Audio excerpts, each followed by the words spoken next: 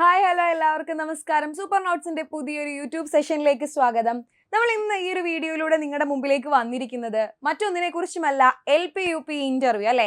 ഇപ്പൊ കൊണ്ടുപിടിച്ച് നടക്കുന്ന അല്ലെ, ഈ അധ്യാപകരാവാൻ കാത്തിരിക്കുന്നവരൊക്കെ തകൃതിയായിട്ട് പഠിച്ചുകൊണ്ടിരിക്കുന്ന ഒരു സംഭവമായിരുന്നു LP UP എന്ന് പറയുന്നത്. എക്സാം കഴിഞ്ഞു, ഇന്റർവ്യൂ വന്നു. 29-ാം തീയതി 30-ാം തീയതിയും ഒക്കെ ആയിട്ട് തിരുവനന്തപുരം ജില്ലയിലെ LPSTയുടെ ഇന്റർവ്യൂ കഴിഞ്ഞിരിക്കുന്നു. അപ്പൊ നമ്മൾ ഇന്ന് ഈ ഒരു വീഡിയോയുമായിട്ട് വന്നതിന്റെ പ്രധാനപ്പെട്ട ഉദ്ദേശം എന്തായിരിക്കും എന്ന് നിങ്ങൾക്ക് അറിയാം അല്ലേ? എന്തായിരുന്നു? തിരുവനന്തപുരം ജില്ലയിലെ LPST ഇന്റർവ്യൂവിന് ചോദിച്ച ചോദ്യങ്ങൾ ഏതൊക്കെ മേഖലയിൽ നിന്നാണ് ചോദ്യങ്ങൾ വന്നത്? തീർച്ചയായിട്ടും എല്ലാ ജില്ലകളിലും ഒരേപോലെ ആയിരിക്കില്ല ചോദ്യങ്ങൾ ചോദിക്കുക എന്നൊരു കാര്യമുണ്ട്. കാര്യം ഇന്റർവ്യൂ ബോർഡിൽ വരുന്ന അല്ലെ പാനലിസ്റ്റുകൾ ആരൊക്കെയാണോ എന്നതിനനുസരിച്ച് ഈ ചോദ്യങ്ങളുടെ നിലവാരമൊക്കെ മാറാൻ അല്ലെങ്കിൽ ചോദ്യങ്ങളുടെ മേഖലകളൊക്കെ മാറാൻ സാധ്യതയുണ്ട്. എന്നിരുന്നാൽ പോലും ഒരു അധ്യാപക തസ്തികയിലേക്കുള്ള ഇന്റർവ്യൂ എന്നുള്ളതിന്റെ ബേസിൽ നമുക്ക് അടിസ്ഥാനപരമായിട്ട് മനസ്സിലാക്കേണ്ട കുറെ അധികം കാര്യങ്ങളുണ്ട്. അതൊക്കെ നമുക്ക് ഈ ഒരു ഇന്റർവ്യൂവിന് ചോദിച്ച ചോദ്യങ്ങളിൽ നിന്ന് വ്യക്തമാകുന്നതാണ്. അപ്പോൾ നമ്മൾ ഇന്നത്തെ ഈ സെഷനിൽ നോക്കാൻ വേണ്ടി പോകുന്നത് 29-ാം തീയതിയും 30-ാം തീയതിയുമായിട്ട് തിരുവനന്തപുരം ജില്ലയിലെ LPST ഇന്റർവ്യൂവിന് ചോദിച്ച ഏറ്റവും പ്രമുഖമായിട്ടുള്ള ഒരു ചോദ്യങ്ങൾ ഏതൊക്കെയായിരുന്നു, ആ പ്രധാനപ്പെട്ട ചോദ്യമേഖലകൾ എന്തൊക്കെയായിരുന്നു എന്നുള്ളതാണ്. ഓക്കെ, അപ്പോൾ 29-ാം തീയതി 30-ാം തീയതിയും ഇന്റർവ്യൂ നടന്നു എന്ന് ഞാൻ പറഞ്ഞു. ആദ്യം ചോദിച്ചൊരു കാര്യം എന്ന് പറയുന്നത്, ഇതിനു മുൻപ് നമ്മൾ ഇന്റർവ്യൂവിന്റെ പ്രിപ്പറേഷൻ എങ്ങനെയായിരിക്കണം അല്ലെങ്കിൽ ഇന്റർവ്യൂവിന് എന്തൊക്കെ ശ്രദ്ധിക്കണം എന്നുള്ള ഒരു വീഡിയോ നമ്മൾ ചെയ്തിരുന്നു. ഞാൻ അതിന്റെ ലിങ്ക് കൊടുക്കാം, നിങ്ങൾ കയറി കണ്ടു നോക്കുക. ഇന്റർവ്യൂവിന് പോകുമ്പോൾ അത് LP-UP എന്നല്ല, ഒരു അധ്യാപക തസ്തികയ്ക്ക് വേണ്ടിയുള്ള ഇന്റർവ്യൂവിന്, ഏത് ഇന്റർവ്യൂവിനാണെങ്കിലും നിങ്ങൾ പോകുമ്പോൾ ഇന്നതൊക്കെ പ്രിപ്പയർ ചെയ്തിട്ട് പോകണം എന്ന് പറയുന്നൊരു കാര്യമുണ്ട്. അപ്പോൾ അതിനെക്കുറിച്ച് നിങ്ങളൊന്ന് നോക്കിയിട്ട് പോകുക. ഞാൻ ഐ ബട്ടണിൽ ഇവിടെ കൊടുത്തേക്കാം കേട്ടോ. അപ്പോൾ അടുത്ത കാര്യം എന്ന് പറയുന്നത്, നമ്മൾ ആദ്യം ചെല്ലുമ്പോൾ തന്നെ ഞാൻ പറഞ്ഞിരുന്നു നമ്മളൊരു ബയോഡേറ്റ ഫോം ഫില്ല് ചെയ്തുകൊണ്ട് പോകുമെന്ന് പറഞ്ഞിരുന്നു അല്ലേ. ഈ ബയോഡേറ്റയെ വെച്ചിട്ടാണ് ആദ്യത്തെ ചോദ്യങ്ങൾ വരിക. ഈ ബയോഡേറ്റയിൽ നമ്മുടെ വിദ്യാഭ്യാസ നമ്മുടെ ക്വാളിഫിക്കേഷൻസ്, നമ്മുടെ വിദ്യാഭ്യാസപരമായിട്ടുള്ള നമ്മുടെ ക്വാളിഫിക്കേഷൻസ് ഒക്കെ SSLC ലെവൽ തൊട്ടുള്ള ക്വാളിഫിക്കേഷൻസ് ഒക്കെ നമ്മൾ രേഖപ്പെടുത്തേണ്ടി വരും. അപ്പോൾ ഒന്നാമത്തെ കാര്യം, നമ്മുടെ നാടിനെ ബേസ് ചെയ്തുള്ള ചോദ്യങ്ങൾ ചോദിക്കപ്പെടാം. പക്ഷെ തിരുവനന്തപുരം ജില്ലയിൽ അങ്ങനെയുള്ള ചോദ്യങ്ങൾ അധികം അങ്ങോട്ട് കണ്ടിരുന്നില്ല. കഴിഞ്ഞ LP-UP ഇന്റർവ്യൂവിനൊക്കെ നമ്മുടെ നാടിനെ സംബന്ധിച്ച ചോദ്യങ്ങളൊക്കെ ഉണ്ടായിരുന്നു. പക്ഷെ തിരുവനന്തപുരം ജില്ലയിലെ LP ഇന്റർവ്യൂവിന് അത്തരത്തിലുള്ള ഒരു ചോദ്യം കണ്ടില്ല. പിന്നീടുള്ളത് നമ്മൾ പഠിച്ച സ്ഥാപനം. ഈ സ്ഥാപനവുമായിട്ട് ബന്ധപ്പെട്ട് പ്രശസ്തരായിട്ടുള്ള ഏതെങ്കിലും വ്യക്തികൾ ഉണ്ടെങ്കിൽ അത്തരത്തിൽ ചോദ്യങ്ങൾ വരാം. അതും ഇത്തവണ LP ഇന്റർവ്യൂ, തിരുവനന്തപുരത്ത് ഇന്റർവ്യൂവിന് അത്രയ്ക്ക് അങ്ങോട്ട് കണ്ടില്ല.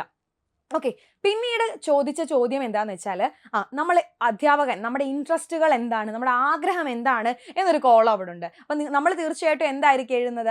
I want to become a good teacher, അല്ലെങ്കിൽ എനിക്ക് നല്ലൊരു ടീച്ചർ ആവാൻ, ഒരു അധ്യാപകനോ അധ്യാപികയോ ആവാനാണ് എനിക്കിഷ്ടം, അല്ലെങ്കിൽ എൻ്റെ താല്പര്യം അതാണെന്ന് നമ്മൾ എഴുതും. ഉറപ്പായിട്ടും അതുകൊണ്ട് ചോദ്യം വരും, എന്തായിരിക്കും? ഒരു നല്ല അധ്യാപകൻ അല്ലെങ്കിൽ ഒരു നല്ല അധ്യാപിക എങ്ങനെ ആവണം, നല്ല അധ്യാപകർ എങ്ങനെയൊക്കെ ആവണം, നല്ല അധ്യാപകന് വേണ്ട ഗുണങ്ങൾ എന്തൊക്കെയാണ് തുടങ്ങിയിട്ടുള്ള രീതികളിൽ ചോദ്യം ഉണ്ടായിരുന്നു. അപ്പോൾ നിങ്ങൾ പ്രിപ്പയർ ചെയ്തുകൊണ്ട് പോകേണ്ട ഒരു കാര്യമാണ് ഒരു അധ്യാപകന് വേണ്ട ഗുണങ്ങൾ. അധ്യാപകന്റെ ഗുണങ്ങളെ പറ്റി നമ്മൾ പറയുമ്പോൾ അധ്യാപകർക്ക് തൊഴിൽപരമായുള്ള ഗുണങ്ങളും എന്താ പറയുക, വൈയക്തികമായിട്ടുള്ള ഗുണങ്ങൾ, പേഴ്സണൽ ആയിട്ടുള്ള കുറെ ക്വാളിറ്റീസ് വേണം. അതുപോലെ തന്നെ തൊഴിൽപരമായിട്ടുള്ള പ്രൊഫഷണൽ ക്വാളിറ്റീസും ആർക്ക് വേണം? അധ്യാപകന് വേണം അല്ലെ. പേഴ്സണൽ ക്വാളിറ്റീസിൽ എന്തൊക്കെയായിരിക്കും ഉദ്ദേശിക്കുന്നത്? തൻ്റെ മുമ്പിലിരിക്കുന്ന കുഞ്ഞുങ്ങളെ സ്വന്തം മക്കളെ പോലെ കണക്കാക്കാൻ പറ്റണം അല്ലെ. അതുപോലെ തന്നെ അവരോടൊരു അനുകമ്പ, അല്ലെന്നുണ്ടെങ്കിൽ ആ ഒരു തന്മയീഭാവം ഒക്കെ അവരുമായിട്ട് ഉണ്ടാവണം. അല്ലെങ്കിൽ ആ കുട്ടികളെ നമ്മളോടൊപ്പം ചേർത്ത് നിർത്തുക അല്ലെ. സഹാനുഭൂതി, ദയ, അനുകമ്പ, സഹായ മനോഭാവം തുടങ്ങിയിട്ടുള്ള ക്വാളിറ്റീസ് ഒക്കെ നമ്മുടെ പേഴ്സണാലിറ്റിയിൽ നമ്മൾ ഇൻക്ലൂഡ് ചെയ്തിരിക്കണം. ഇതൊക്കെ നമുക്ക് അവിടെ പറയാവുന്നതാണ്. ഓക്കെ, പിന്നീട് നിങ്ങൾക്ക് വേണമെങ്കിൽ നിങ്ങളുടെ അനുഭവങ്ങൾ കൂടി അതിനകത്ത് ഒരുപാട് ദൈർഘ്യമായി പോകാത്ത രീതിയിൽ അല്ലെ, വലിച്ചു നീട്ടാത്ത രീതിയിൽ നിങ്ങൾക്ക് പറയാവുന്നതാണ്. ഇനി നമ്മൾ പ്രൊഫഷണൽ ക്വാളിറ്റീസ്, തൊഴിൽപരമായിട്ടുള്ള ഗുണങ്ങളെ പറ്റി പറയുകയാണെങ്കിൽ സബ്ജക്റ്റ് നോളജ് ഉണ്ടായിരിക്കണം. അധ്യാപകൻ ആയിരിക്കും, നമ്മൾ അധ്യാപക നൈപുണികൾ എന്ന് പറയും അല്ലേ. നല്ല രീതിയിൽ ആശയം വിശദീകരിക്കാനുള്ള കഴിവ്, നമ്മുടെ പ്രചോദകങ്ങൾ അല്ലേ. നമ്മൾ ചോദക വ്യതിയാനം എന്നൊക്കെ പറഞ്ഞിട്ട് TTC ക്ലാസ്സുകൾ, DLED ക്ലാസ്സിലൊക്കെ പഠിച്ചിട്ടുള്ള സാധനമാണ്. അതായത് നമ്മുടെ ബോഡി ലാംഗ്വേജ് ആയിക്കോട്ടെ, നമ്മുടെ വോയിസ് മോഡുലേഷൻ ആയിക്കോട്ടെ, ഇത്തരം കാര്യങ്ങളൊക്കെ ഇതൊക്കെ ഒരു സ്കില്ലുകളാണ് അല്ലേ. ആ സ്കില്ലുകളൊക്കെ ക്ലാസ് റൂമിൽ ഇംപ്ലിമെന്റ് ചെയ്യാനുള്ള നമ്മുടെ ഒരു കഴിവ്, ഇതൊക്കെ എന്താണ്? നമ്മുടെ തൊഴിൽപരമായിട്ടുള്ള ഗുണങ്ങളാണ് അല്ലെ. കൃത്യമായിട്ട് നമുക്കൊരു നേതൃത്വ പാടവം ഉണ്ടാവേണ്ടത്, ഇതൊക്കെ എന്താണ്? ഓർഗനൈസേഷണൽ സ്കില്ലുകൾ നമുക്ക് ഉണ്ടാവേണ്ടത്, ഇതൊക്കെ നമ്മുടെ തൊഴിൽപരമായുള്ള ഗുണങ്ങളാണ്. അപ്പോൾ ഒരു നല്ല അധ്യാപകന് വേണ്ട അല്ലെങ്കിൽ അധ്യാപകർക്ക് വേണ്ട ഗുണഗണങ്ങൾ എന്തൊക്കെ എന്നുള്ളത് നിങ്ങൾ മനസ്സിലാക്കി വെച്ചിട്ട് വേണം, ഒന്ന് വായിച്ചു വെച്ചിട്ട് വേണം പോകാനായിട്ട്. അപ്പോൾ അത്തരത്തിലൊരു ചോദ്യം നമുക്ക് പ്രതീക്ഷിക്കാം. തിരുവനന്തപുരത്തെ LP ഇന്റർവ്യൂവിന് അത്തരത്തിലൊരു ചോദ്യം ഉണ്ടായിരുന്നു. ഓക്കെ, പിന്നീട് ചോദിച്ചത് നമ്മുടെ വിദ്യാഭ്യാസ വകുപ്പിന്റെ ആ ഒരു പദ്ധതിയാണ്. പ്രൈമറി ക്ലാസ്സുകളിലെ കുട്ടികളുടെ മലയാള പഠനത്തിൽ കൃത്യമായിട്ടുള്ള പുരോഗതി കൊണ്ടുവരാനുള്ള ഒരു പദ്ധതിയായിരുന്നു മലയാള തിളക്കം എന്ന് പറയുന്നത്. അപ്പം അങ്ങനെയുള്ള പദ്ധതികളെ പറ്റി ഇതിനു മുൻപ് നമ്മൾ ചെയ്ത വീഡിയോയിൽ ഞാൻ പറഞ്ഞിരുന്നു. വിവിധ പദ്ധതികളെ പറ്റി, വിദ്യാഭ്യാസ രംഗത്തെ പദ്ധതികളെ പറ്റി ചോദ്യങ്ങൾ ഉണ്ടാകും. അപ്പോൾ അതൊക്കെ നിങ്ങളൊന്ന് നോക്കി വേണം പോകാനായിട്ട്. തിരുവനന്തപുരത്തെ LPST ഇന്റർവ്യൂവിന് അത്തരത്തിലുള്ള ചോദ്യങ്ങൾ ഉണ്ടായിട്ടുണ്ട്. പിന്നീട് നമ്മളോട് ചോദിച്ചത് എന്താണ് ഒരു കരിക്കുലവും സിലബസും തമ്മിലുള്ള വ്യത്യാസം. അത് ഒരുപാട് പേരോട് ആ ചോദ്യം ചോദിക്കപ്പെട്ടു എന്ന് പറയുന്നുണ്ട്. നമുക്ക് അന്വേഷിച്ചപ്പോൾ അറിയാൻ കഴിഞ്ഞതാണ്. അപ്പോൾ എന്താണ് കരിക്കുലം, എന്താണ് സിലബസ്? അറിയില്ലെങ്കിൽ അതൊന്ന് നോട്ട് ചെയ്ത് വെക്കുക. കരിക്കുലം, സിലബസ് ഇവ രണ്ടും തമ്മിലുള്ള വ്യത്യാസം എന്താണെന്ന് ചോദിച്ചു കഴിഞ്ഞാൽ, സിലബസ് എന്ന് പറയുന്നത് ഒരു ക്ലാസ്സിൽ പഠിക്കുന്ന കുട്ടിക്ക് അവൻ്റെ പാഠപുസ്തകത്തിൽ ഉൾക്കൊള്ളിച്ചിരിക്കുന്നത് എന്തോ അതാണ് സിലബസ്. എത്ര പാഠങ്ങൾ പഠിക്കാനുണ്ട്, അല്ലെങ്കിൽ ഇന്ന പ്രവർത്തനങ്ങൾ പാഠവുമായിട്ട് ബന്ധപ്പെട്ട് ചെയ്യണം, ആ ഒരു പുസ്തകത്തെ ബേസ് ചെയ്തിട്ടുള്ള കാര്യം മാത്രമാണ് സിലബസ് എന്ന് പറയുന്നത്. എന്നാൽ കരിക്കുലം എന്ന് പറയുമ്പോൾ അതിൽ എന്ത് വരും? കോ കരിക്കുലർ ആക്ടിവിറ്റീസ് കൂടി വരും. അവരുടെ ആർട്സ്, സ്പോർട്സ്, അതേപോലെ സയൻസ് മേഖലയിലൊക്കെ അവർ ചെയ്യുന്ന മറ്റു പ്രവർത്തനങ്ങൾ, കലാകായിക സാംസ്കാരിക പ്രവർത്തനങ്ങളെയെല്ലാം പഠന മേഖലയോടൊപ്പം തന്നെ ഈ പറയുന്ന മേഖലകളെ കൂടി ഉൾച്ചേർക്കുന്നതാണ് കരിക്കുലം എന്ന് പറയുന്ന ഒരു സമഗ്രത അതിനുണ്ട് എന്നുള്ള കാര്യം ഒന്ന് ആലോചിച്ചോളുക. അപ്പോൾ കരിക്കുലവും സിലബസും തമ്മിലുള്ള വ്യത്യാസം എന്താണ് എന്ന് ചോദിച്ചിട്ടുണ്ട്. പിന്നീട് ചോദിക്കപ്പെട്ട ഒരു സംഭവമാണ് ടീച്ചർ മെയ്ഡ് ടെസ്റ്റ് ആണോ അതോ ഒരു സ്റ്റാൻഡർഡൈസ്ഡ് ടെസ്റ്റ് ആണോ ഈ പ്രൈമറി ക്ലാസ്സുകളിൽ, വിശിഷ്യ LP ക്ലാസ്സുകളിൽ നല്ലത് എന്ന് ചോദിച്ചിട്ടുണ്ടായിരുന്നു. അപ്പോൾ ടെസ്റ്റുകൾ എത്തരത്തിലായിരിക്കണം പ്രൈമറി ക്ലാസ്സുകളിൽ കുഞ്ഞുങ്ങൾക്ക് നമ്മൾ കൊടുക്കേണ്ട ടെസ്റ്റുകൾ, ശോധകങ്ങൾ എന്നുള്ള രീതിയിൽ ചോദ്യം വന്നിട്ടുണ്ട്. അപ്പോൾ അത് നോക്കി വേണം പോകാനായിട്ട്. ഓക്കെ, പിന്നീട് നമ്മളോട് ചോദിച്ച ഒരു ചോദ്യം എന്ന് പറയുന്നത് നമ്മൾ പറഞ്ഞില്ലേ, കരിക്കുലം സിലബസ് പോലെ തന്നെ വ്യത്യാസങ്ങൾ ചോദിച്ചിട്ടുണ്ട്. രണ്ട് ടെർമിനോളജീസ്, രണ്ട് പദങ്ങൾ തമ്മിൽ, രണ്ട് ആശയങ്ങൾ തമ്മിലുള്ള വ്യത്യാസങ്ങൾ ചോദിച്ചിട്ടുണ്ടായിരുന്നു. അങ്ങനെ ചോദിച്ച ഒരു സംഭവമായിരുന്നു എന്താണ് അനക്ഡോട്ടൽ റെക്കോർഡ്, അതുപോലെ എന്താണ് ക്യുമുലേറ്റീവ് റെക്കോർഡ് എന്ന് ചോദിച്ചിട്ടുണ്ടായിരുന്നു. നമുക്കറിയാലോ, അനക്ഡോട്ടൽ റെക്കോർഡ് എന്ന് പറയുന്നത് ഒരു പ്രത്യേക സാഹചര്യത്തിൽ കുട്ടിയിലെ പെരുമാറ്റ രീതികളെയോ മറ്റു കാര്യങ്ങളെയൊക്കെയാണ് നമ്മൾ അനക്ഡോട്ടൽ റെക്കോർഡിൽ രേഖപ്പെടുത്തുന്നത്. ക്യുമുലേറ്റീവ് റെക്കോർഡ് എന്ന് പറയുമ്പോൾ ആകെ മൊത്തമുള്ള കുട്ടിയുടെ മുഴുവനായിട്ടുള്ള പെരുമാറ്റങ്ങളായിക്കോട്ടെ, അക്കാഡമിക നിലവാരമായിക്കോട്ടെ, കലാകായിക രംഗത്തെ പ്രവർത്തനങ്ങളായിക്കോട്ടെ, ഇങ്ങനെ എല്ലാ കാര്യങ്ങളെയും ഉൾച്ചേർക്കുന്നതാണ് ക്യുമുലേറ്റീവ് റെക്കോർഡ്, സഞ്ചിത രേഖ എന്ന് നമ്മൾ പറയും. അപ്പോൾ അനക്ഡോട്ടൽ റെക്കോർഡ്, ക്യുമുലേറ്റീവ് റെക്കോർഡ് ഇവ തമ്മിലുള്ള വ്യത്യാസം എന്താണെന്ന് ചോദിക്കുകയുണ്ടായി. അതുപോലെ തന്നെ ആക്ഷൻ റിസർച്ചും കേസ് സ്റ്റഡിയും തമ്മിലുള്ള വ്യത്യാസം എന്താണ് എന്ന് ചോദിച്ചിട്ടുണ്ടായിരുന്നു. ആക്ഷൻ റിസർച്ച് എന്ന് പറയുന്ന ആ ഒരു പദം തന്നെ കൊണ്ടുവന്നത് സ്റ്റീഫൻ M. കോറി ആണെന്നുള്ള കാര്യം നിങ്ങൾ മറന്നു പോകരുത്. അതുപോലെ തന്നെ ആക്ഷൻ റിസർച്ച് ആ ഒരു പ്രശ്നത്തിന് പരിഹാരം കണ്ടുപിടിക്കുകയാണ്. ഇപ്പോൾ ഫോർ എക്സാമ്പിൾ പറയാനാണെങ്കിൽ LP ക്ലാസ്സുകളിലെ കുട്ടികളുടെ ഗണിത പഠനത്തിൽ അവർ നേരിടുന്ന പ്രശ്നങ്ങൾ എന്തൊക്കെ എന്ന് കണ്ടെത്തി അതിനൊരു സൊല്യൂഷൻ കണ്ടെത്താൻ നമ്മൾ ശ്രമിക്കുകയാണെങ്കിൽ അതൊരു ആക്ഷൻ റിസർച്ച് ആണ്, അല്ലെ? Stephen M. കോറിയാണ് ആക്ഷൻ റിസർച്ചിന്റെ ഉപജ്ഞാതാവ് എന്ന് പറയുന്നത്. ഇനി നമ്മളൊരു കേസ് സ്റ്റഡിയിലേക്കാണ് പോകുന്നത് എന്നുണ്ടെങ്കിൽ, കേസ് സ്റ്റഡി എന്താണ്? എന്തെങ്കിലും ഒരു കുട്ടിക്ക് വ്യക്തിപരമായിട്ടൊരു പ്രശ്നമുണ്ടായി, ആ വ്യക്തിപരമായിട്ടുള്ള പ്രശ്നത്തെ നമ്മൾ അഡ്രസ്സ് ചെയ്യുന്നു. ആ കുട്ടിയുടെ ഹിസ്റ്ററി മുഴുവൻ കുട്ടി അല്ലെങ്കിൽ ഏതെങ്കിലും ഒരു വ്യക്തി, ആളിൻ്റെ നമ്മൾ എന്ത് ചെയ്യുന്നു? ഹിസ്റ്ററി മുഴുവൻ നമ്മൾ അന്വേഷിക്കുന്നു. അയാളുടെ കുടുംബപരമായിട്ടുള്ള കാര്യങ്ങൾ, മാതാപിതാക്കൾ, സഹോദരങ്ങൾ, അയാളുടെ വിദ്യാഭ്യാസ രംഗത്തുണ്ടായ കാര്യങ്ങൾ, ഇതൊക്കെ നമ്മൾ അന്വേഷിച്ചറിയുന്നതാണ് കേസ് സ്റ്റഡി എന്ന് പറയുന്നത്. അത് മിക്കപ്പോഴും വൈയക്തികമായിട്ടുള്ള കാര്യങ്ങളെ അടിസ്ഥാനപ്പെടുത്തിയിട്ടായിരിക്കും നിൽക്കുന്നത്. അപ്പോൾ ആക്ഷൻ റിസർച്ചും കേസ് സ്റ്റഡിയും തമ്മിലുള്ള വ്യത്യാസം നിങ്ങൾ മനസ്സിലാക്കി വെക്കണം. അതുപോലെ ചോദിച്ച കാര്യമാണ് ചെക്ക് ലിസ്റ്റും റേറ്റിംഗ് സ്കെയിലും തമ്മിലുള്ള വ്യത്യാസം. ഇതൊക്കെ എവിടെയാണ് വരുന്നതെന്ന് ചോദിച്ചു കഴിഞ്ഞാൽ, നമ്മൾ പെഡഗോജി പാർട്ടിൽ നമ്മൾ എന്ത് പഠിക്കുന്നുണ്ട്? ടൂൾസ് ആൻഡ് ടെക്നിക്സ് പഠിക്കുന്നുണ്ട്, അല്ലേ? ടൂളുകളും ടെക്നിക്കുകളും പഠിക്കുന്നുണ്ട്. മൂല്യനിർണ്ണയത്തിനുള്ള ടൂളുകളെയും ടെക്നിക്കുകളെയും പഠിക്കുന്നുണ്ട്. അപ്പോൾ മൂല്യനിർണ്ണയത്തിനുള്ള ടൂളുകളാണ് ഈ പറയുന്ന നമ്മുടെ ചെക്ക് ലിസ്റ്റുകളും റേറ്റിംഗ് സ്കെയിലുകളും മറ്റു കാര്യങ്ങളും ഒക്കെ വരുന്നത്. പക്ഷേ അതിൻ്റെ ടെക്നിക്കുകൾ, തന്ത്രങ്ങളാണ് എന്ന് പറയുന്ന ഇൻ്റർവ്യൂ ആയിക്കോട്ടെ, കേസ് സ്റ്റഡി ആയിക്കോട്ടെ, ആക്ഷൻ റിസർച്ച് ആയിക്കോട്ടെ, അങ്ങനെയുള്ള കാര്യങ്ങൾ. അപ്പോൾ അതൊക്കെ ഒന്ന് നോക്കിയിട്ട് വേണം പോകാനായിട്ട്. അത്തരത്തിലുള്ള ചോദ്യങ്ങളൊക്കെ തിരുവനന്തപുരത്തെ LPST ഇന്റർവ്യൂവിന് ചോദിക്കുകയുണ്ടായി. ഓക്കെ, അപ്പോൾ പിന്നീട് ചോദിക്കപ്പെട്ട കാര്യം എന്ന് പറഞ്ഞു കഴിഞ്ഞാൽ വിദ്യാഭ്യാസ രംഗത്തെ വ്യത്യസ്ത പദ്ധതികൾ, നമ്മൾ മുൻപ് പറഞ്ഞു മലയാള തിളക്കം പോലുള്ള പദ്ധതികളെ പറ്റിയിട്ട് ചോദിക്കുകയുണ്ടായി എന്ന് പറയുന്നുണ്ട്, പല ഉദ്യോഗാർത്ഥികളും പറയുന്നുണ്ട്. പിന്നീട് ചോദിച്ചത് നമ്മുടെ ബയോഡേറ്റയിൽ നിന്ന് കൂടുതൽ വിവരങ്ങൾ വെച്ചിട്ട് അവർ ചോദിക്കാൻ സാധ്യതയുണ്ട്. അത് വ്യക്തികൾക്കനുസരിച്ച് മാറിക്കൊണ്ടേയിരിക്കും. ഇപ്പോൾ നിങ്ങൾ ഓൾറെഡി ജോലി ചെയ്യുന്ന ആളാണോ എന്നറിയാൻ ഒരു കോളം അതിലുണ്ട്, നമ്മുടെ വർക്ക് എക്സ്പീരിയൻസ് അറിയാൻ ഒരു കോളമുണ്ട്. അപ്പോൾ ആ കോളമൊക്കെ പൂരിപ്പിക്കുമ്പോൾ നിങ്ങൾ വളരെ സൂക്ഷിച്ച് വേണം പൂരിപ്പിക്കാൻ. കാര്യം നിലവിൽ നിൽക്കുന്ന ജോലി അല്ലെങ്കിൽ നമ്മൾ ഇതിന് മുൻപ് ചെയ്ത ജോലി അതുമായിട്ട് ബന്ധപ്പെട്ടുള്ള ചോദ്യങ്ങളൊക്കെ നമുക്ക് ഉണ്ടാവാനുള്ള സാധ്യതയുണ്ട്. ഇപ്പോൾ ഫോർ എക്സാമ്പിൾ നിങ്ങളൊരു എയ്ഡഡ് സ്കൂളിൽ ഗസ്റ്റ് ഫാക്കൾട്ടി ആയിട്ട് വർക്ക് ചെയ്യുകയാണ് എന്ന് വിചാരിക്കുക. നിങ്ങളത് എഴുതി വെച്ചിട്ടുണ്ട് എന്ന് വിചാരിക്കുക. അപ്പോൾ നിങ്ങളോട് ചോദിക്കുകയാണ്, എയ്ഡഡ് സ്കൂളിലാണല്ലേ വർക്ക് ചെയ്യുന്നത്, അപ്പോൾ എയ്ഡഡ് സ്കൂളിൽ നിന്ന് ഗവൺമെൻറ് സ്കൂളിലെ അധ്യാപിക എന്ന് പറയുമ്പോൾ അല്ലെങ്കിൽ അധ്യാപകൻ എന്ന് പറയുമ്പോൾ അതിൽ എന്ത് മാറ്റമാണ് കാണുന്നത് തുടങ്ങിയിട്ടുള്ള കാര്യങ്ങളൊക്കെ എന്ത് ചെയ്യാനുണ്ട്, ചോദിക്കാനുള്ള സാധ്യതയുണ്ട്. അപ്പോൾ ആ ഒരു നിങ്ങളുടെ വർക്ക് എക്സ്പീരിയൻസ് എഴുതുമ്പോൾ അത് വളരെ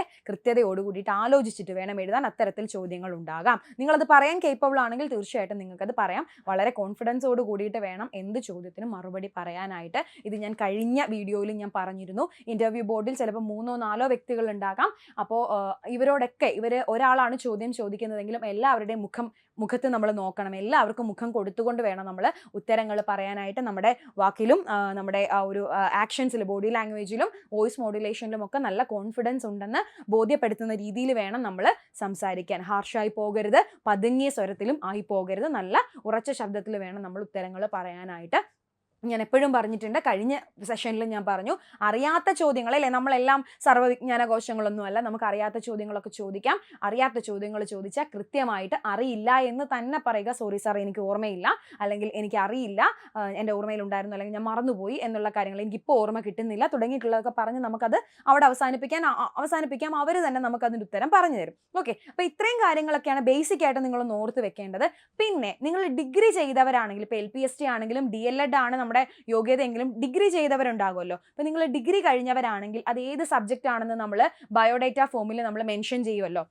അപ്പോൾ അത് ഏത് സബ്ജക്റ്റ് ആണോ ആ സബ്ജക്റ്റ് റിലേറ്റഡ് ആയിട്ടുള്ള ചോദ്യം ചിലപ്പോൾ ഉണ്ടാകും. ഫോർ എക്സാമ്പിൾ, ഇപ്പോൾ നിങ്ങൾ BA ഇംഗ്ലീഷ് കഴിഞ്ഞ ഒരാളാണെങ്കിൽ പ്രൈമറി തലത്തിലെ ഇംഗ്ലീഷ് വിദ്യാഭ്യാസം എങ്ങനെയാവണം, പ്രൈമറി തലത്തിലെ കുട്ടികൾക്കിടയിലോട്ട് ആ ഇംഗ്ലീഷ് പഠനം എങ്ങനെ കുറെ കൂടി എളുപ്പത്തിലാക്കാം എന്നുള്ള തരത്തിൽ ചോദ്യങ്ങൾ ഉണ്ടാകാം. പിന്നെ നിങ്ങളുടെ സബ്ജക്റ്റ് റിലേറ്റഡ് ആയിട്ടുള്ള ചോദ്യങ്ങൾ, ഇപ്പോൾ BA ഇംഗ്ലീഷ് പഠിച്ച ഒരാൾക്ക് ലിറ്ററേച്ചറും അതേപോലെ ഗ്രാമറും ഒക്കെ അറിയുന്ന ഒരാളായിരിക്കും അല്ലേ. അപ്പോൾ അതുമായിട്ട് ബന്ധപ്പെട്ടുള്ള ചോദ്യങ്ങൾ ചിലപ്പോൾ ഉണ്ടായി എന്ന് വരാം. അങ്ങനെയുള്ള കാര്യങ്ങൾ ശ്രദ്ധിക്കുക. അപ്പോൾ നമ്മൾ ഡിഗ്രി ചെയ്തവരാണ് എന്നുണ്ടെങ്കിൽ നമ്മുടെ ഡിഗ്രി സബ്ജക്റ്റുമായിട്ട് ഒരു ധാരണ ഉണ്ടാക്കി വെക്കുക. അതിലെ കാര്യങ്ങളെക്കുറിച്ച് ഒരു ധാരണ ഉണ്ടാക്കി വെച്ചിട്ട് വേണം നമ്മൾ ഇൻ്റർവ്യൂവിന് പോകാൻ. തിരുവനന്തപുരത്തെ LPST ഇൻ്റർവ്യൂവിൽ അത്തരം ചോദ്യങ്ങൾ ഉണ്ടായിരുന്നു. പിന്നെ ചോദിച്ചത്, ഇപ്പോൾ പ്രൈമറി ക്ലാസ്സുകളിലെ കുട്ടികളാണെങ്കിൽ ഇപ്പോൾ പറയുന്നത് പോലെ തന്നെ മലയാളം, ഇംഗ്ലീഷ്, കണക്ക് തുടങ്ങിയിട്ടുള്ള കാര്യങ്ങൾ പഠിക്കുമ്പോൾ കുട്ടികൾ നേരിടുന്ന ബുദ്ധിമുട്ടുകൾ എന്തൊക്കെയാണ്, ഇത്തരം വിഷയങ്ങൾ കൈകാര്യം ചെയ്യുമ്പോൾ എങ്ങനെ നമുക്ക് കുട്ടികളെ എളുപ്പ രീതിയിൽ പഠിപ്പിച്ചെടുക്കാം, തെറ്റുകൾ കുറഞ്ഞ രീതിയിൽ എങ്ങനെ പഠിപ്പിച്ചെടുക്കാം തുടങ്ങിയിട്ടുള്ള രീതിയിലുള്ള ചോദ്യങ്ങൾ തിരുവനന്തപുരത്ത് LPST ഇൻ്റർവ്യൂവിന് ചോദിച്ചിട്ടുണ്ടായിരുന്നു. അതുപോലെ തന്നെ ചോദിച്ചൊരു കാര്യമായിരുന്നു മലയാളത്തിലെ അക്ഷരമാലയെക്കുറിച്ച് ചോദ്യങ്ങൾ ഉണ്ടായിട്ടുണ്ട്. മലയാളത്തിൽ നിലവിൽ എത്ര അക്ഷരങ്ങളുണ്ട് എന്ന് ചോദിച്ചാൽ 49 എന്ന് പറയുക, 51 ആയിരുന്നു. അതിൽ സ്വരങ്ങളിലെ എന്നിവ സമാനമായ ഉച്ചാരണമുള്ള അക്ഷരങ്ങളായതുകൊണ്ട് തന്നെ അവരെ നമ്മൾ ഉപയോഗിക്കേണ്ട ആവശ്യമില്ല, അല്ലെങ്കിൽ ഗണിക്കേണ്ട കാര്യമില്ല എന്നുള്ളത് കൂടി പറയുക. നിലവിൽ 49 അക്ഷരങ്ങളായിരുന്നു ഉണ്ടായിരുന്നതെന്ന് പറയുക. ഈ അക്ഷരസംഖ്യയുമായിട്ട് ബന്ധപ്പെട്ട ചർച്ചകൾ കുറെ കാലം മുൻപ് തന്നെ നമ്മുടെ കേരള സമൂഹത്തിൽ ഉണ്ടായിരുന്നു എന്നും MN കാരശ്ശേരി മാഷ് അതുമായിട്ട് ബന്ധപ്പെട്ടിരിക്കുന്നു എന്നും പാഠപുസ്തകങ്ങളിൽ അക്ഷരമാല കൂടി ഉൾക്കൊള്ളിക്കണം എന്ന് പറയുന്ന ഒരു സമീപനം അദ്ദേഹമാണ് അവതരിപ്പിച്ചത് എന്നുള്ള കാര്യങ്ങളൊക്കെ ഒന്ന് ആലോചിച്ച് വെച്ചോളുക. പിന്നീട് ചോദിച്ചു എന്ന് അറിയാൻ കഴിഞ്ഞ ഒരു ചോദ്യമായിരുന്നു ഭരണഘടന എങ്ങനെ കുട്ടികളിലേക്ക് എത്തിക്കും എന്നുള്ളത്. അപ്പോൾ നിങ്ങൾ പറയുക, നമ്മുടെ സ്കൂൾ പാഠപുസ്തകങ്ങളിൽ എന്തുണ്ട്, ഭരണഘടനയുടെ ആമുഖം കൊടുത്തിട്ടുണ്ട്. അപ്പോൾ ആമുഖം കുട്ടികളെ കൊണ്ട് വായിപ്പിക്കുക, അല്ലെങ്കിൽ ആമുഖത്തിന്റെ പ്രസക്തിയെക്കുറിച്ച് കുഞ്ഞുങ്ങൾക്ക് പറഞ്ഞു കൊടുക്കുക തുടങ്ങിയിട്ടുള്ള കാര്യങ്ങളിലൂടെ ഒക്കെ ഭരണഘടനയിലെ ആശയങ്ങളെ അവരിലേക്ക് എത്തിക്കാം, വളരെ ചെറുപ്പത്തിൽ തന്നെ എത്തിക്കാം എന്നുള്ള കാര്യം ഒന്ന് പറഞ്ഞു കൊടുക്കുക. അപ്പോൾ ഭരണഘടനയുമായിട്ട് ബന്ധപ്പെട്ട അത്തരത്തിലുള്ള കാര്യങ്ങളൊക്കെ എങ്ങനെ, ഭരണഘടനാപരമായ ആശയങ്ങൾ കുട്ടികളിലേക്ക് എങ്ങനെ ഇംപ്ലിമെന്റ് ചെയ്യാം എന്ന തരത്തിൽ ചോദ്യങ്ങൾ ഉണ്ടായിരുന്നതായിട്ട് നമുക്ക് അറിയാൻ കഴിഞ്ഞിട്ടുണ്ട്. അപ്പോൾ അത്തരത്തിലുള്ള കാര്യങ്ങൾ ഒന്ന് മനസ്സിലാക്കി വെക്കുക. പിന്നെ നമുക്ക് സ്കൂളിൽ ഒരു അധ്യാപകരായിട്ട് നമ്മൾ ചെല്ലുമ്പോൾ നമുക്ക് കുട്ടികളെ പഠിപ്പിക്കുക എന്നതിൽ കവിഞ്ഞ് മറ്റു പല ഡ്യൂട്ടികളും നമുക്കുണ്ടായിരിക്കും അല്ലെ. ഉച്ചഭക്ഷണ കമ്മിറ്റിയിൽ നമുക്ക് പങ്കെടുക്കേണ്ടതായിട്ട് വരും, അസംബ്ലി കമ്മിറ്റി ഡ്യൂട്ടി ഉണ്ടാകും, വിവിധ ക്ലബ്ബുകളുടെ ഡ്യൂട്ടികൾ, ചുമതലകൾ നമുക്ക് തരുന്നുണ്ടാകും. അപ്പോൾ ഇതൊക്കെ എങ്ങനെ നിങ്ങൾ വിനിയോഗിക്കും എന്നുള്ളത്, ഇപ്പോൾ ഉച്ചഭക്ഷണ കമ്മിറ്റിയിൽ അംഗമായിട്ടുള്ള ഒരു അധ്യാപകനാണ് അല്ലെങ്കിൽ അധ്യാപികയാണ് നിങ്ങളെങ്കിൽ എന്തൊക്കെയായിരിക്കും നിങ്ങൾ അവിടെ ചെയ്യേണ്ടി വരിക എന്നുള്ള കാര്യം ഒന്ന് മനസ്സിലാക്കി വെച്ചിട്ട് പോവുക. നമ്മളൊക്കെ ട്രെയിനിങ് സമയത്തൊക്കെ സ്കൂളുകളിൽ പോയപ്പോൾ എന്തുണ്ടായിരുന്നു, അവിടുത്തെ ഉച്ചഭക്ഷണ വിതരണ വേളയിലൊക്കെ നമ്മളൊക്കെ പങ്കെടുത്തിട്ടുണ്ട് അല്ലേ. അപ്പം അത്തരത്തിൽ ആ ഒരു കാര്യങ്ങളൊക്കെ നിങ്ങളൊന്ന് മനസ്സിൽ വെച്ചുകൊണ്ട് ആ കാര്യങ്ങളൊക്കെ ഒന്ന് ചിന്തിക്കാനായിട്ട് ശ്രമിക്കുക. അത്തരത്തിൽ ചോദ്യങ്ങൾ വന്നിട്ടുണ്ടായിരുന്നു എന്ന് പറയുന്നുണ്ട്. അപ്പോൾ പിന്നീടുള്ള കാര്യം എന്ന് പറയുന്നത് വിവിധ ക്ലബ് ആക്ടിവിറ്റീസ് പറയുന്നുണ്ട്. ഇപ്പം നമുക്ക് സ്കൂളിൽ ശാസ്ത്ര ക്ലബ്ബുകളുണ്ട്, അതേപോലെ തന്നെ നമുക്ക് സാഹിത്യ ക്ലബ്ബുകളുണ്ട്, അതേപോലുള്ള കാര്യങ്ങളൊക്കെ ഒന്ന് നോക്കിപ്പോൾ ഒരു ക്ലബിൻ്റെ ചുമതല നിങ്ങളെ ഏൽപ്പിക്കുകയാണെങ്കിൽ എങ്ങനെയായിരിക്കും ആ ക്ലബ്ബ് നിങ്ങൾ മുന്നോട്ട് കൊണ്ടുപോവുക, ക്ലബ്ബിൽ എന്തൊക്കെ ആക്ടിവിറ്റീസ് നിങ്ങൾ നടത്തും തുടങ്ങിയിട്ടുള്ള ചോദ്യങ്ങളൊക്കെ പ്രതീക്ഷിക്കാവുന്നതാണ്. അത്തരത്തിൽ ചോദിച്ചിട്ടുമുണ്ട്. ഓക്കെ, അപ്പോൾ സ്കൂളിൽ നമുക്ക് വരുന്ന എക്സ്ട്രാ ആക്ടിവിറ്റീസ്, എക്സ്ട്രാ ചുമതലകളെ പറ്റി നമുക്കൊരു ധാരണ ഉണ്ടാക്കി വെച്ചിട്ട് വേണം പോകാൻ. പിന്നെ ഒരു ക്ലാസ് ടീച്ചർ ആയാൽ അല്ലെ, ഒരു ക്ലാസ് ഇൻചാർജ് ജോലി എന്തായാലും നമുക്ക് കാണുമായിരിക്കും. അപ്പോൾ ഒരു ക്ലാസ് ടീച്ചർ ആയാൽ എങ്ങനെയായിരിക്കും ആ ക്ലാസ്സിനെ നിങ്ങൾ മുന്നോട്ട് കൊണ്ടുപോവുക തുടങ്ങിയിട്ടുള്ള കാര്യങ്ങളെ മനസ്സിലാക്കി വെക്കണം. അതുപോലെ തന്നെയാണ് വളരെ ഇമ്പോർട്ടൻ്റ് ആയിട്ടുള്ളൊരു കാര്യമാണ് സ്കൂൾ അസംബ്ലി എന്ന് പറയുന്നത് അല്ലേ. നമ്മൾ രാവിലെ സ്കൂളിൽ ചെന്നാൽ ആദ്യം നടക്കുന്ന കാര്യമാണ് സ്കൂൾ അസംബ്ലി എന്ന് പറയുന്നത്. അപ്പോൾ സ്കൂൾ അസംബ്ലിയിൽ എന്തിനു വേണ്ടിയാണ് ഒരു സ്കൂൾ അസംബ്ലി നടത്തുന്നത് എന്നുള്ള രീതിയിൽ ചോദ്യങ്ങൾ ഉണ്ടായിട്ടുണ്ട്. അപ്പോൾ നമുക്ക് പറയാം, കുട്ടികളിലെ നേതൃത്വ പാടവം വർദ്ധിപ്പിക്കാൻ വേണ്ടിയിട്ടും അവർക്ക് കലയുമായിട്ടും സാഹിത്യവുമായിട്ടും സമകാലിക സംഭവങ്ങളുമായിട്ടും ഒക്കെ ബന്ധം സ്ഥാപിക്കാനും, പിന്നെ എല്ലാവരുടെയും അല്ലെ സ്കൂള് തുടങ്ങുമ്പോൾ തന്നെ, രാവിലെ ക്ലാസ് തുടങ്ങുമ്പോൾ തന്നെ എല്ലാവരുമായിട്ട് ഒരു ഒത്തുകൂടൽ ഉണ്ടാവാനും ഒക്കെ സ്കൂൾ അസംബ്ലികൾ സഹായിക്കുന്നുണ്ട് എന്നുള്ള കാര്യങ്ങൾ അല്ലെ. അറിവിൻ്റെ ഒരു വിതരണ വേളയും കൂടിയായിരിക്കും, അറിവുകളുടെയും വാർത്തകളുടെയും ഒക്കെ വിതരണ വേളകൾ കൂടിയാണ് അസംബ്ലികൾ എന്നുള്ള കാര്യമൊക്കെ ഒന്ന് പറഞ്ഞ് മനസ്സിലാക്കി, നമ്മുടെ മനസ്സിനെ തന്നെ പറഞ്ഞ് മനസ്സിലാക്കി വെക്കുക. ഇന്റർവ്യൂ ബോർഡിൽ നിന്ന് ചോദ്യങ്ങൾ ഉണ്ടായാൽ നിങ്ങൾക്കത് പറയാനായിട്ട് സാധിക്കും. അപ്പോൾ സ്കൂൾ അസംബ്ലിയെ കുറിച്ച് ചോദ്യം ഉണ്ടാകാം. പിന്നെ PTA എന്ന് പറയുന്നത് അല്ലെ, PTA പേരൻസ് ടീച്ചർ അസോസിയേഷൻ ആണ്. അതുകൊണ്ട് തന്നെ PTA സംബന്ധിച്ചുള്ള ചോദ്യങ്ങൾ, മദേഴ്സ് PTA എന്താണ് തുടങ്ങിയിട്ടുള്ള അല്ലെ, പെൺകുട്ടികളുടെ അമ്മമാരടങ്ങുന്നതാണ് മദേഴ്സ് PTA എന്ന് പറയുന്നത്. അപ്പോൾ മദേഴ്സ് PTA കുറിച്ചും PTA കുറിച്ചും അതിൻ്റെ പ്രവർത്തനങ്ങളെക്കുറിച്ചും ഒക്കെ ഒന്ന് മനസ്സിലാക്കി വെച്ചിട്ട് പോവുക. പിന്നെ ഒരു സ്കൂൾ അഡ്മിനിസ്ട്രേഷൻ എങ്ങനെയായിരിക്കണം മുന്നോട്ട് കൊണ്ടുപോകേണ്ടത് തുടങ്ങിയിട്ടുള്ള കാര്യങ്ങൾ നിങ്ങളൊന്ന് മനസ്സിലാക്കി വെച്ചിട്ട് പോവുക. പിന്നീട് SCERT, NCERT, ഡയറ്റ്, BRC തുടങ്ങിയിട്ടുള്ള സ്ഥാപനങ്ങളുടെ നമ്മുടെ ഫുൾ ഫോം ചോദിക്കുന്നുണ്ട്. അവരുടെ പ്രവർത്തനങ്ങൾ, ഒബ്ജക്റ്റീവ്സ് അല്ലെ, ലക്ഷ്യങ്ങൾ, ഈ പറയുന്ന സ്ഥാപനങ്ങളുടെയൊക്കെ ലക്ഷ്യങ്ങൾ എന്താണ് എന്ന തരത്തിലൊക്കെ ചോദ്യങ്ങൾ വന്നിട്ടുണ്ട്. ഈ പറയുന്ന സ്ഥാപനങ്ങൾ എസ്റ്റാബ്ലിഷ്ഡ് ആയിട്ടുള്ള വർഷം കൂടി നിങ്ങളൊന്ന് ഓർത്ത് വെച്ചിട്ട് പോവുക. അത്തരത്തിൽ ചോദ്യം ഉണ്ടാകാം. പിന്നീട് ചോദിക്കാൻ സാധ്യതയുള്ളത് കറണ്ട് അഫെയർ മേഖലയിൽ നിന്നാണ് കേട്ടോ. കറണ്ട് അഫെയർ മേഖലയിൽ നിന്ന് ചോദിച്ചു എന്ന് അറിയാൻ കഴിഞ്ഞ കാര്യം എന്ന് പറയുന്നത്, സമീപകാലത്ത് അന്തരിച്ച മലയാള നോവലിസ്റ്റ്, സാഹിത്യകാരൻ ആര് എന്നൊരു ചോദ്യം ചോദിക്കപ്പെട്ടതായിട്ട് കണ്ടിട്ടുണ്ട്. MT വാസുദേവൻ നായരാണ്. അപ്പോൾ MTയെ പറ്റി, അദ്ദേഹത്തിന്റെ നോവലുകൾ, കൃതികളെ പറ്റി, അതേപോലെ തന്നെ അദ്ദേഹത്തിന് ജ്ഞാനപീഠം ലഭിക്കുന്നത് 1995 അതുപോലെ തന്നെ അദ്ദേഹത്തിന് ലഭിച്ചിട്ടുള്ള കേന്ദ്ര കേരള സാഹിത്യ അക്കാദമി അവാർഡുകൾ, അദ്ദേഹത്തിന് ഇപ്പോൾ മരണാനന്തര ബഹുമതിയായിട്ട് പത്മ പുരസ്കാരം ലഭിക്കുകയുണ്ടായി തുടങ്ങിയിട്ടുള്ള കാര്യങ്ങളൊക്കെ നിങ്ങളൊന്ന് ഓർത്ത് വെച്ചുകൊണ്ട് പോകുക. അദ്ദേഹത്തിന്റെ കൃതികൾ, അദ്ദേഹത്തിന്റെ സിനിമകൾ, ഇതിനെക്കുറിച്ചൊക്കെ ഒരു ധാരണ വരുത്തി വെക്കുക. പിന്നീട് കേന്ദ്ര വിദ്യാഭ്യാസ മന്ത്രി ആരാണ് എന്നുള്ളത് ഓർത്ത് വെക്കുക. അതേപോലെ തന്നെ നമ്മുടെ കേരളത്തിലെ വിദ്യാഭ്യാസ മന്ത്രിയുടെ പേര്, പൊതുവിദ്യാഭ്യാസ മന്ത്രിയുടെ പേര് ഓർത്ത് വെക്കുക. പൊതുവിദ്യാഭ്യാസ ഡയറക്ടറുടെ പേര് ഓർത്ത് വെക്കുക. അതേപോലെ തന്നെ നിങ്ങളുടെ ജില്ല ഏതാണോ ആ ജില്ലയിലെ കളക്ടറുടെ പേര്, നിങ്ങളുടെ ജില്ലയിൽ എത്ര വിദ്യാഭ്യാസ ഉപജില്ലകളുണ്ട് എന്നുള്ളതൊന്ന് മനസ്സിലാക്കി വെക്കുക. സമീപത്തുള്ള സ്കൂളുകളുടെ പേരുകളൊക്കെ ഒന്ന്, പ്രത്യേകിച്ചും പ്രൈമറി സ്കൂളുകൾ, അതിൻ്റെ പേരുകളൊക്കെ ഒന്ന് ഓർത്ത് വെച്ചോളുക. ഇത്തരത്തിലുള്ള കാര്യങ്ങൾ, ഈ വിദ്യാഭ്യാസ ഉപജില്ല അതിപ്പോൾ LP ആയാലും UP ആയാലും HSA ആയാലും ഏത് അധ്യാപക തസ്തികയായാലും വിദ്യാഭ്യാസ ഉപജില്ലകളെ പറ്റി ചോദിക്കപ്പെടാനുള്ള സാധ്യതയുണ്ട്. അപ്പോൾ അതുകൂടി ഒന്ന് ആലോചിച്ച് വെച്ചോളുക. പിന്നെ നമ്മുടെ ആറ്റിറ്റ്യൂഡ്, നമ്മുടെ വ്യക്തിത്വം, നമ്മുടെ വേ ഓഫ് പ്രസൻറ്റേഷൻ, ഇതിനെയൊക്കെ ഡിപ്പെൻഡ് ചെയ്തിട്ടായിരിക്കും ഇൻ്റർവ്യൂ മുന്നോട്ട് പോകുന്നത്.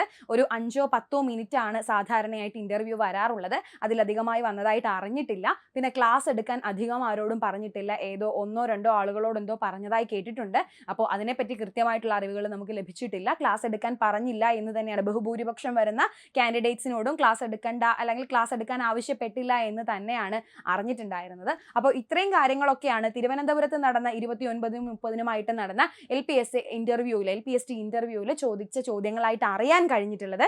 ഇതിൽ കൂടുതൽ ചോദ്യങ്ങളുണ്ട്. ഇനി വരാനിരിക്കുന്ന ജില്ലകളിലേക്കുള്ള കാൻഡിഡേറ്റ്സിനൊക്കെ ഉപകാരപ്പെടുന്ന രീതിയിൽ ഇനിയും ചോദ്യ മേഖലകളുണ്ട്. ഇപ്പോൾ ഇതിൽ പലരും ചോദിച്ച പല ചോദ്യങ്ങൾക്കും ഉത്തരം പലർക്കും അറിയാമായിരിക്കാം, അറിയാത്തവരുണ്ടാകാം. അപ്പോൾ അതിനൊക്കെ സഹായകമായിട്ട് ഇനി വരുന്ന സെഷനുകളിലും ഞാൻ ഉണ്ടാവും നിങ്ങളോടൊപ്പം. സൂപ്പർ നോട്ട്സിൻ്റെ ചാനൽ നിങ്ങൾ ഫോളോ ചെയ്യുക. LPSA UPSA ഇൻ്റർവ്യൂ, അതേപോലെ തന്നെ വിവിധ അധ്യാപക പരീക്ഷകൾ, ഇതുമായിട്ട് ബന്ധപ്പെട്ട എല്ലാ വിവരങ്ങൾക്കുമായിട്ട് നിങ്ങൾക്ക് ഈ ചാനൽ ഉപകാരപ്പെടും. അപ്പോൾ ഫോളോ ചെയ്യുക. ഇനി അടുത്തൊരു വീഡിയോയിൽ വീണ്ടും ഇതേപോലുള്ള വിവരങ്ങളുമായിട്ടൊക്കെ നമുക്ക് കാണാം. അതുവരേക്കും താങ്ക് യു.